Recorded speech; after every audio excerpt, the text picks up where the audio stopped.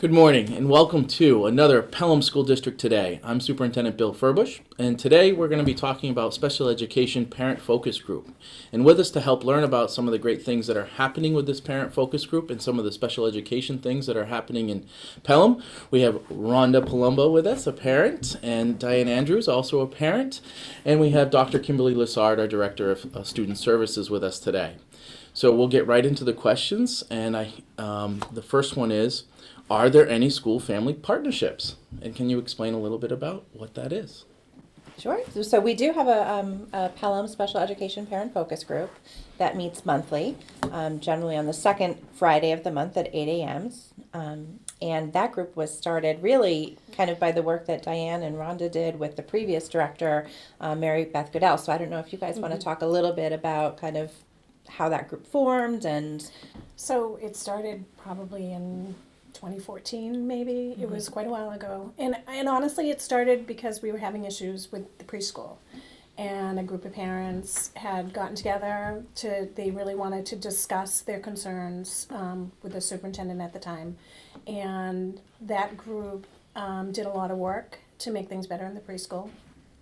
And that kind of spawned into, you know what, we should really be doing this district-wide so that parents have a voice, you know, with everything that's going on. So the group started back then. They contacted a few parents from each of the different schools to get it started off the ground. And now, though, it's open to anybody that would like to join from any of the schools. We have several parents that have been sitting on the group for a long time. We have some parents that have come and gone. They kind of move up in the ranks from year to year. So they may have started off representing the elementary school, and now they have a child in middle school or high school, so they bring that to the table. We definitely like to keep new people coming in. We had a couple of new people join this year. And it's administrative. We see admin, we see teachers, we see caseworkers. So it's actually a collaborative team. And it's been great. I believe having a child with special needs, I've learned a lot. But I've also have a great network of people, and I've been able to reach out to other people. We've come out with so many initiatives. We try to help the community and all schools, not just one school. And that's it's been very well received by the community. What a great resource, though, for parents and school alike. And I liked your term of parent voice, and we talk about that often, and we've done a lot of that recently in other areas too. And you had already started that in the special education area, because I think it is a collaboration, and those relationships need to be there and have those opportunities to have those conversations and supports as new parents coming in might not understand the process as well. It's nice that we all work together to solve issues, move forward, and bring good things to the table. Different activities that have gone on that we work on together. So I think it's really a great forum. Speaking of that, what is the mission of the Special Education Parent Focus Group, and what might be some of those activities and projects that you've worked on? So the mission is really to work together as a family school partnership and really build that family school partnership, specifically around special education services and supports for students. And I think collaboratively, we really believe that when we work together and we communicate and we strengthen that communication, that it strengthens the services that are being provided to our students, and it strengthens our school community. We really try to keep that focus and that spotlight, we call it, on special education, and really continue to move forward in making positive changes for the school district. As you know, special education is an ever-changing field. There's always new information coming out and new research coming out, and we really want to continue to move the district forward so that we are really up to time or up to speed with kind of current practices and what the best practices are in special education, and with solving problems as a collaborative team and making sure the services provided to students are really what they need. I think what a wonderful opportunity, because oftentimes we see students during the day and they have their services and their teachers and everyone around them, but oftentimes that might not be exactly what you see as parents as at home, and it gives an opportunity to have some of those conversations and say, well, this is what's happening, and then we can create those stronger relationships and understanding of how to wrap ourselves collectively around the child and what they may need. Tell me, what are some of those events that you might might do, and how do other parents get informed about this? So I don't know if you guys want to talk a little bit about some of the events that have been run in the past that you found most helpful, maybe? So we've had a variety of events. The very first one was that spotlight on special education, which was really an opportunity for parents and administration, teachers, the different therapists to all come together and meet each other, learn about the roles, and really who to contact if you were having a problem or needed to speak to somebody. And then from there it just grew to having different topics, workshop topics, like we've had the Parent Information Center come in and talk about the IEP organizer, which was really great, helping people to get organized, to get all their information together and keep it in one spot so that you could easily go to a document when you need it for anything, which does come up from time to time. We did Around the World in Special Education. That was also the Parent Information Center. They come in a lot and do a lot of things They do. for us, which is great. They're a great resource, especially for parents with children with special needs. And one that we actually developed as a parent focus group was the coffee and chats. We did that. We invited all the schools to a coffee and chat, but we always had a organized plan to keep it in a certain direction, but then it also just became a very relaxed environment, so parents could grow their network and just talk and just discuss different issues, and they had other people that could relate to that and help them. So those were very good. Can I pause there? I can imagine we clearly have a school perspective of things, but it is sometimes hard for us to relate from a parent perspective of just going through that IEP process alone. And what is that? What are these evaluations? What are they suggesting? What is this? There's a lot of acronyms and paperwork and stuff. And so what a great opportunity to help parents understand that, give them those resources as they go through with the parent information center as well. So what a great opportunity. I'm glad you chose that one to do as well. And then some of the ones we've done in the district were about evaluations. We had Lily and Katie come in and talk about evaluations. We did Special Education 101. The district provided that one. There was a behavioral management one that Brendan Hoffman did with the guidance counselors from Memorial School.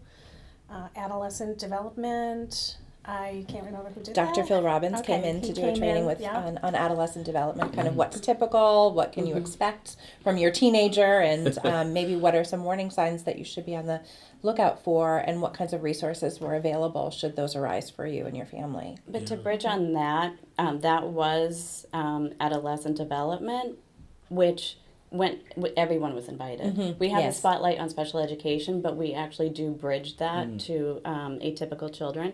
And so, like, we had Lynn Lyons come, which was... She's excellent. I've seen her several times. The turnout was amazing. I bought her book. Like, she talked about anxiety and, anxious parent, anxious child, and, like, or anxious child, anxious parent, and that crosses our bridge as well. So we actually do have special education events, but we also have ones that anyone can attend as well. Another one that you did, I think, last year was the social-emotional learning, which is really forefront on everybody's mind these days. It's a very important topic, and that affects anybody as well.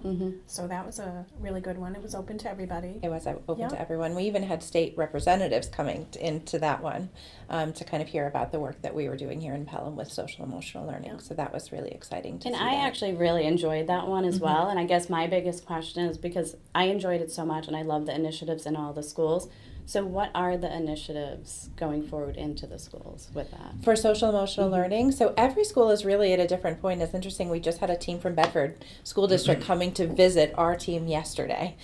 So they went out and did some observations at the middle school and at the elementary school, and then they talked with our SEL vertical team, which is teacher representatives from across our school district, that is working together to kind of really focus on that initiative. And so one of our main goals this year is to develop our expectations for social emotional, kind of what our standards are, what we're expecting students to be able to demonstrate at different grade levels and at different ages.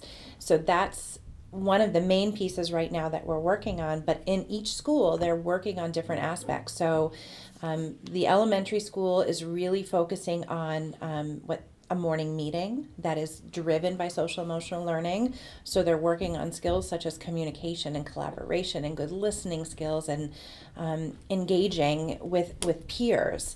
And most of those classrooms at the elementary school are doing a very similar model of that, a responsive classroom model. That's kind of the formal program name for that, because we have a large chunk of our elementary school teachers that are trained in responsive classroom. But those that aren't had the opportunity to participate in a training with teachers who are teaching them how to do that work, who've invited them into their classroom to observe how that happens. We also brought in Shannon Desolitz over the summer to do some training on the Choose Love movement, which came out of the Sandy Hook tragedy. Scarlett Lewis, who is one of the parents of the students that was killed in that tragedy, has developed a social emotional learning curriculum that is pre-K through 12. And so they came in this summer and they talked about that. And so some of the teachers at the elementary school are piloting that on some days, and that's all about kind of compassion and gratitude and love. It's really about choosing love and creating that formula for how do we do that and how do we show kindness to one another. We have the Choose Love at the Memorial School as Memorial well. School, actually, they voted as a group to run that on Friday afternoons. So all of the classroom teachers are running that on Friday afternoons in that building, which was really exciting. Deb Thomas, who's the health teacher, kind of leads up that Choose Love kind of committee that helps develop kind of the curriculum and they base that on the Choose Love curriculum, but it's a lot, so they have to kind of pull some pieces and not others. And the program is very flexible, so it allows for that. And we're working on getting Scarlett Lewis here. So Yes. her schedule is very tight, and it's not confirmed yet, but we have been working to get her here for parent presentation as well as further staff training as well. Right. That'd be great. And then at the high school, 1 day a week during advisories is dedicated to a social emotional learning activity.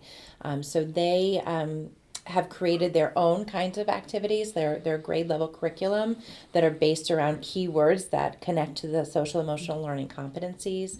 So things like responsibility and problem solving, and then they work as grade level teams to kind of develop what that curriculum looks like, and they focus every Tuesday on running those activities. And so students are getting used to that, particularly at the high school. That was tough to kind of get student buy-in, particularly for the older students that hadn't had that experience Right. before. And now all of a sudden, what do you mean I'm doing social emotional learning?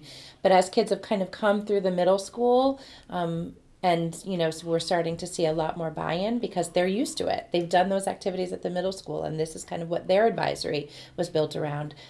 So we're seeing that shift over time, and a lot of students buying in. We were actually just in the Choose Love newsletter that goes out nationally. So 4 of our students from the middle school that had developed some community service for some of their after-school activities and created T-shirts with the Choose Love kind of theme. So that was really exciting. Yeah. So there's a lot of really great work with social emotional learning going on. Yeah, the last piece, and it's not necessarily new, we're in our second year of it, but the universal screening. So we understand that the sooner we identify students with needs in that area, the sooner we can address them, and then that's more effective in getting them the skills and strategies that they need. And so we have several grade levels now, teachers trained in that universal screener, which we're very excited about because that will help with that early identification, just red flags if there's any additional needs, and then they're further assessed, and so that's for all students.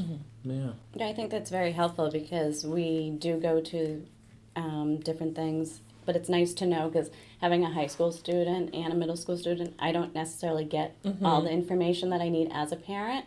So I think what we're doing today is actually helpful to see what's going on in the district as well. Yeah.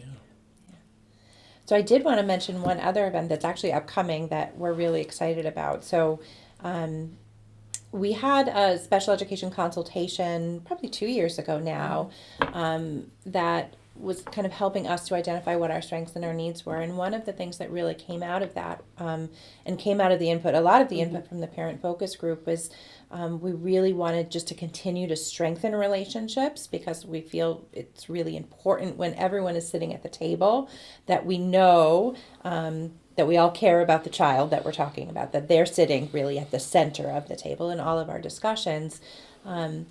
and how important the relationship with families are as a school team when we're sitting at the table and vice versa. We need to know that there's a level of trust there. And so one of the things that the parent focus group had really encouraged was creating kind of teacher and family professional development that could be provided at once. And so we've partnered with the Parent Information Center again this year to run a series of quarterly dinner and conversation kind of sessions. And so we had our first one in November. And that we had a great turnout. That one was really about relationship building and kind of strengthening that.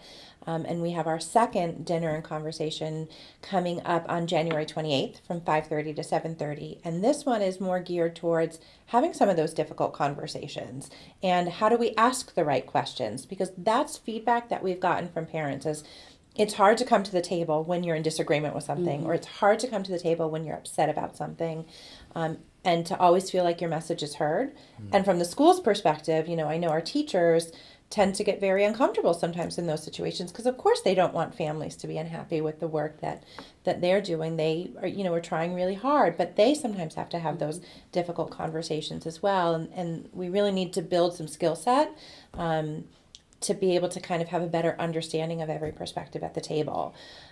And sometimes parents have said that, those meetings can be incredibly overwhelming. IEP team meetings there's a lot of information coming at them. And it's hard to know what the right question is to ask.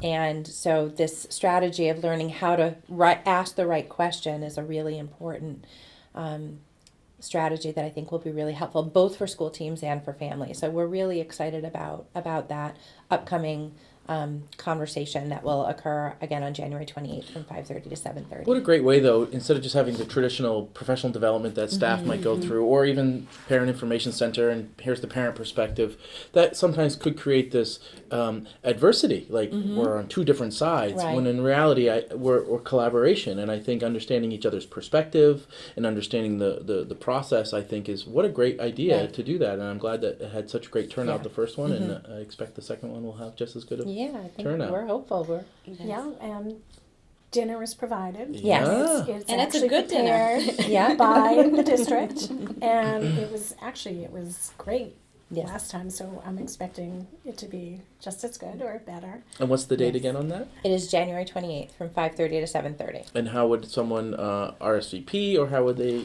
So parents, families, teachers can RSVP to Kristen Roderick here at the SAU office. So if they just call the main SAU number, which is 635-1145, and ask for Kristen, they can RSVP. And childcare is provided as long as we know in advance so that we can have the appropriate number of childcare providers. Oh, Yeah. great opportunity. Speaking of parents, and how else can they be involved? Are there other areas that they can be involved in this process and in the district? Well, they could become part of the focus group, Yes. which we're always looking for people. I mean, you could never have enough parents sitting at the table. We Right. have teachers from each of the schools. We have administration from each of the schools. We've had school board members sit on the table as well. So, it's a nice collection of people. So I think the more people we could get involved in the group, I think the better it would absolutely be. Yeah. So. Absolutely. We would love to have more families, and they don't need to RSVP for that. They can just come to the next meeting. So our next meeting is in this office at the SAU, and it's on Friday, February 14th at 8 a.m. Is there someplace they can go to see a list of these dates, or? Sure. We have a Facebook group, actually. do. We have the Pelham Special Education Facebook group that Diane created for us, and the list of all of the dates are posted on that website. They can also call here to the SAU as well and get put on our email list that Kristen will send out a list at the beginning of the year of all of the meetings and when that will be occurring. It's listed on the website for each of the schools. We checked this morning to make sure that, and we've actually flooded social media. And we typically do, it's like Pelham, New Hampshire, Pelham High School, Parents of Pelham Yeah. High School, parents of Pelham Memorial School, so we post events there as well. And then there's different groups that we're a part of that we actually have posted as well. So there's a Pelham Parent Outreach Group, which parents with kids with special needs belong to, so we posted it there. Talk about that group a little bit. That's the one that meets at the public library? Okay, yeah, so Yeah. we have a support group that meets once a month at the Pelham Library. It meets the first Thursday of every month from 6:30 to 8 in the Molly Hobbs room upstairs. It's been in existence for a while now, Right. probably since 2014 as well. A great group of people. We have different people that come every month that meet. So people come in and out. There's really a nice core group that comes. There's every month. There's like 8 to 12 people that are typically there. Sometimes we bring in speakers. You guys Yes, have attended we've been in the there, yeah. past. When there's new administration, we typically bring them in. Sometimes we have outside people come in. We had a woman come one time and do yoga just for like a, a self-care, Self-care, Yeah. type of thing. Right. So, Yeah. so we don't meet in the summer, but the rest of the year we meet, and the dates always stay the same, first Thursday of every month. So What anybody great wants to resources, join and us, I appreciate you both putting in the effort to keep this going and be that resource for parents. And as we were talking off camera, we recommend the group. Right, We tell right. parents about this group, and thanks to your support, you can help new parents understand the process as well. it's difficult to navigate special education, is. especially when you first get involved. And I think a lot of parents feel isolated. So having a place where we can all support each other and help each other, I Right. think is a great thing to have. So Nice. I think so too. And I think a lot of families have really benefited from that and from that work. I hear you have a question for me, but before we get to the question for me, is there anything else that anyone would like to add that we didn't ask about that you thought might have come up that would be great to share? Well, I think that those are the key things that we had talked about wanting to Yeah, share. So. right. I think we're good. Nice. I think just getting involved, meeting other parents, meeting faculty is just very helpful, and I would love to see more parents get involved with us and help us. We listen, and if they have an idea, sometimes the next meeting we're coming out with their initiative. So that's how it works. So. Right. Well, I'm appreciative of it, and I have to say it is a real strength of this district. I think those relationships that are being developed and continue to be developed, because then when you do have those challenging conversations, they go much easier, and you understand where people are coming from, thanks to the efforts of our own administration and the work that they're doing to bridge that gap, and then thanks to the groups and the parent involvement and your support of each other as well. So thank you all for all that you do for your individual students, but then collectively as a district for us to improve our special education process and make sure that we all have a strong understanding of how it's working. Right. Thank you.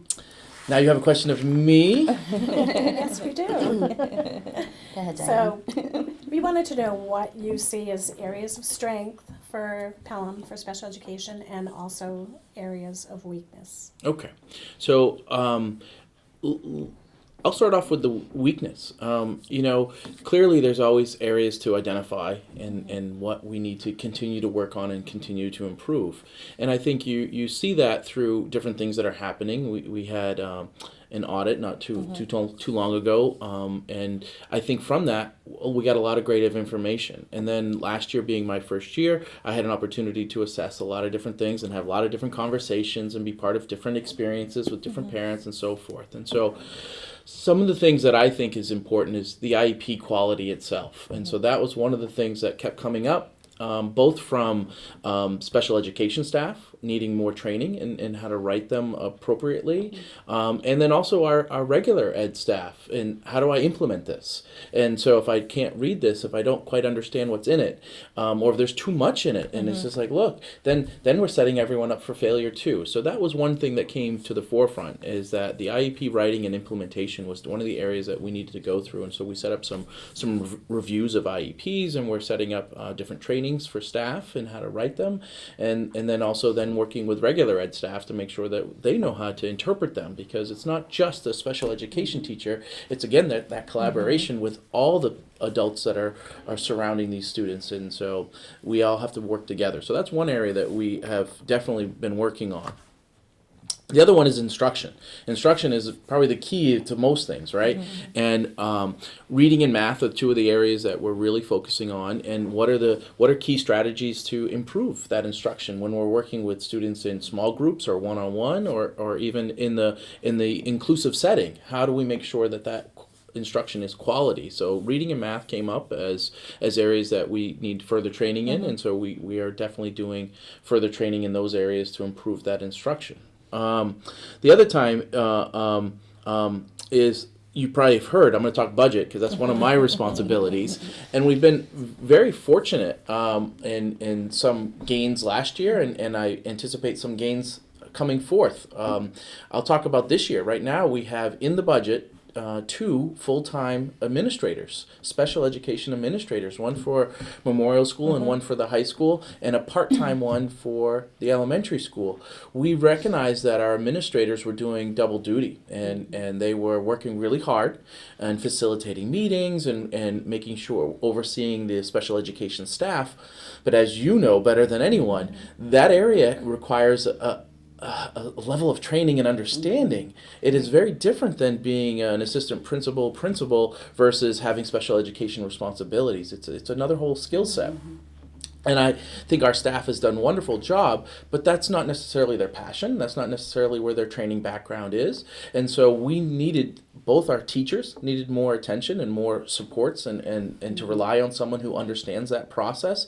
And our parents have to understand that process and someone to rely on. And now we're identifying that. And so currently, right now, the budget committee's already approved it. The board's already approved it. It's going to go to the ballot. And so in this current budget, we have full-time special education administrators, both at the Memorial School and the high school, and then a part-time one to help alleviate some of that stress and those responsibilities at the elementary school. So we're excited about that.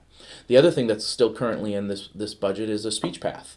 And we recognize that the speech path and pathologist and speech needs of students keeps increasing, and our caseloads were going up. And so the reality is, to better serve our students, we do have to go through the budget process and identify what our needs are. And so that's one of the areas that we have a full-time speech pathologist in our current budget as well. One of the ones, and I won't talk too much about it, is BCBAs, the board certified behavior analyst, and the reality is, we contract out a lot of that support because it's hard to find those positions. But we're always looking, and if we ever can hire that position, we have the ability to do so as well, and take that away from some of the out of district. What's the word I'm looking for? Contracted services. And so that would give us more hours and more time and be financially the right thing to do. So those are some of the things that we're looking for. What else I want to mention about? What were some of the gains we had last year in the budget? So one of the other things was IEP implementation, the timing of the IEP implementation. One of the things that I found very fascinating and interesting is, over the summer, we do work. As you know, special education doesn't get a break, and we still have these meetings and stuff. But then on the traditional schedule, sometimes teachers aren't available, sometimes other people aren't available, and it makes it really challenging from a school side to schedule these things. So what we put in the budget is we gave these 5 additional days to our special education staff to be used over the summer. And so that helps out with that meeting to make sure that continues to flow, and we don't put you on hold or put the process on hold. But also, where we really noticed the big push and the big advantage of that is actually services. We wanted services to be implemented as soon as possible. And so by having that time over the summer to prepare for the school year, we can make sure that those services are implemented much faster. And so that's a lot of the work I have to do with Dr. Lassard and the other building administrators and the special education staff to identify what in the budget process can assist our students. And so those are some of the gains that we've had. So I guess I've answered some of your strengths too, as well. So some of the weaknesses, again, is the IEP writing and implementation is really one of the areas where we're looking for. And then, but through the budget process, we've had some gains. And I think through the new administrators in those roles, one of our weaknesses, but it will become a strength, is the facilitation of those meetings. As you can imagine, that takes a skill set, and not that our current administrators don't do it, but they're stretched thin is the reality of it, between their other responsibilities and having to do that, and it's split between multiple administrators. And so we'd rather have a highly trained person take on the bulk of those meetings. not to say that the other administrators won't have to fill in once in a while and do those things, but the reality is we want that highly trained person helping guide our administrators and our parents through that process. So I think I've answered both. I think I've answered some of the weaknesses, but also some of our hopes going forward. And we've been very fortunate. The budget process has been very receptive. We identify what our needs are and we advocate for them. And as you know, I'm very proud of the current budget and what's in it to help our special education process and students going forward. Great. Yeah. Thank you. Any other questions for me? Not off the top of my head. Well, I want to thank you both for coming again, and Thank thank you you, for Dr. having us. Lazard, for coming. It's been a pleasure having you here, and again, I cannot thank you enough. I think the resources that the parents have and our staff have are unequaled. And in fact, I want to share a comment. Going to one of your meetings, I remember there was people from surrounding districts there who made a comment, I wish we had this in our district. And that really stuck with me. I wish someone would do this for our district. So I'm thankful that we do have it. So I appreciate all the effort, and it wouldn't happen without you. Yeah, we're Absolutely. thankful that we have it as well. So it can only make things better. So it's a great opportunity that we have here in Pelham to be a part of the process. So thank you. Thank you. Thank Thank you.